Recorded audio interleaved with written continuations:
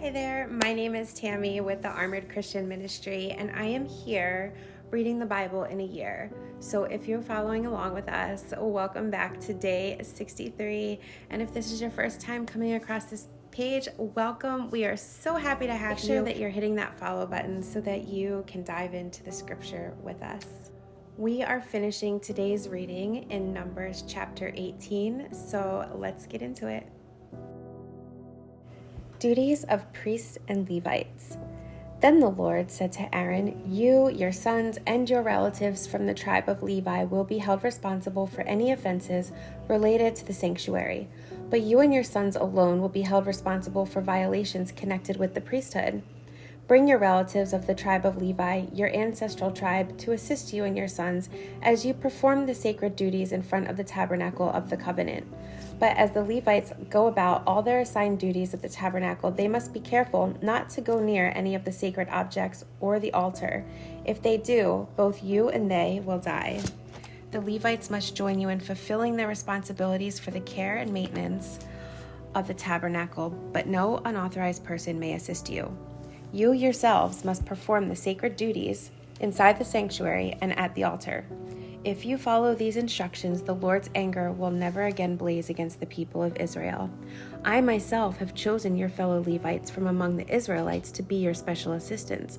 They are a gift to you, dedicated to the Lord for service in the tabernacle.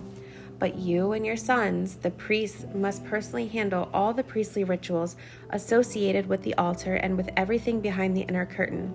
I am giving you the priesthood as your special privilege of service.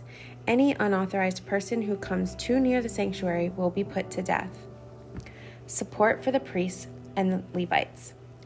The Lord gave these further instructions to Aaron. "I myself have put you in charge of all the holy offerings that are brought to me by the people of Israel. I have given all these consecrated offerings to you and your sons as your permanent share. You are allotted the portion of the most holy offerings that is not burned on the fire. This portion of all the most holy offerings, including the grain offerings, sin offerings, and guilt offerings, will be most holy, and it belongs to you and your sons. You must eat it as a most holy offering. All the males may eat of it, and you must treat it as most holy. All the sacred offerings and special offerings presented to me when the Israelites lift them up before the altar also belong to you. I have given them to you and to your sons and daughters as your permanent share.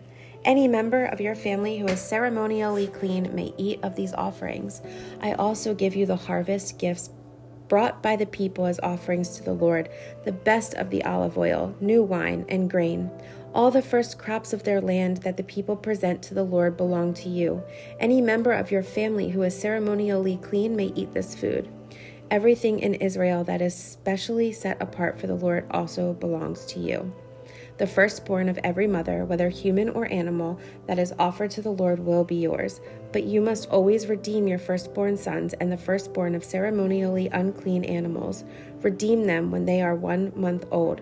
The redemption price is 5 pieces of silver, as measured by the weight of the sanctuary shekel, which equals 20 gerahs. However, you may not redeem the firstborn of cattle, sheep, or goats. They are holy and have been set apart for the Lord. Sprinkle their blood on the altar and burn their fat as a special gift, a pleasing aroma to the Lord. The meat of these animals will be yours, just like the breast and right thigh that are presented by lifting them up as a special offering before the altar. Yes, I am giving you all these holy offerings that the people of Israel brought to the Lord. They are for you and your sons and daughters to be eaten as your permanent share. This is an eternal and unbreakable covenant between the Lord and you, and it also applies to your descendants." And the Lord said to Aaron, "You priests will receive no allotment of land or share of property among the people of Israel. I am your share in your allotment. As for the tribe of Levi, your relatives, I will compensate them for their service in the tabernacle. Instead of an allotment of land, I will give them the tithes from the entire land of Israel. From now on, no Israelite except priests or Levites may approach the tabernacle. If they come too near, they will be judged and guilty and will die. Only the Levites may serve at the tabernacle, and they will be held responsible for any offenses against it. This is a permanent law for you to be observed from generation to generation. The Levites will receive no allotment of land among the Israelites, because I have given them the Israelites' tithes, which have been presented as sacred offerings to the Lord. This will be the Levites' share. That is why I said they would receive no allotment of land among the Israelites. The Lord also told Moses, "Give these instructions to the Levites. When you receive from the people of Israel the tithes I have assigned as your allotment, give a tenth of the tithes you receive, a tithe of the tithe, to the Lord as a sacred offering. The Lord will consider this offering to be your harvest offering, as though it were the first grain from your own threshing floor or wine from your own winepress. You must present 1/10 of the tithe received from the Israelites as a sacred offering to the Lord. This is the Lord's sacred portion, and you must present it to Aaron the priest.